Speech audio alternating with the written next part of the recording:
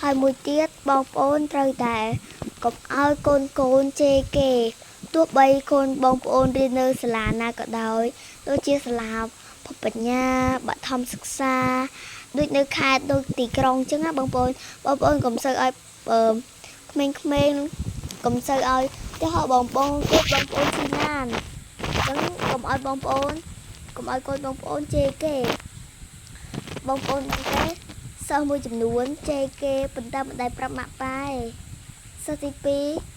2ចូលចិត្តជេរគេចូលចិត្តវាយគ្នាក្នុងឡានតែប្រាប់ម៉ាក់ប៉ាឯងទុកឲ្យពូឬអ៊ំទៅកងឡានហ្នឹងទៅប្រាប់បងប្អូនដឹងទេថារឿងហ្នឹងវានេះប៉ុណ្ណាបងប្អូនអត់ដឹងទេថាកូនបងប្អូនណាចឹងបងប្អូនណាអត់ដឹងទេរឿងទាំងអស់ហ្នឹងដោយសារតែបងកូនបងប្អូនជាសិស្សឆ្លងគាត់ឆ្លងពីសាលាមួយទៅសាលាមួយហើយទៅបើមានគេធ្វើផ្លូវហើយគេដាក់អារពតកាលពីហ្នឹងចុះបងប្អូនយកលើកអាហ្នឹងទៅដាក់កន្លែងឡានគេមកហ្នឹងណា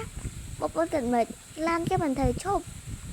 ហើយមានតែគេមិនរើឲ្យយើងមិនតែយើងទៅរើខ្លួនឯងអញ្ចឹងខ្ញុំសូមប្រាប់បងប្អូនប៉ុណ្ណឹងអរគុណបងប្អូនជម្រាបលា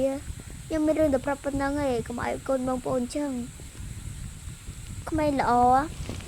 ទោះបីនៅក្នុងឡានក៏ដោយកុំទៅជួយគេដើមគេឯងអាហ្នឹងវាមិនល្អឯងក្មេងអញ្ចឹងបងក្មេងណានិយាយម្នាក់ឯងមិនអីទេតែកុំឲ្យតែក្មេងណាចេះតែទី1ក្មេងនិយាយដើមគេក្មេងជេរគេក្នុងចិត្តហើយក្មេងលួចនិយាយដើមគេខ្សឹបហ្នឹងគឺជារបៀបមួយដែលពួកយើងត្រូវតែគិតម្ដាយឪពុកត្រូវតែគិតឲ្យបានច្បាស់អ្នកណាគ្មានម្ដាយប្រាប់ពុកបើមានម្ដាយប្រាប់ម្ដាយអញ្ចឹងបងប្អូនអញ្ចឹងខ្ញុំសូមប្រាប់ប៉ុណ្ណឹងណាជំរាបលាពុកម៉ែបងប្អូនទាំងគ្នារឿងខ្ញុំមានតែប៉ុណ្ណឹងឯងបាយបាយ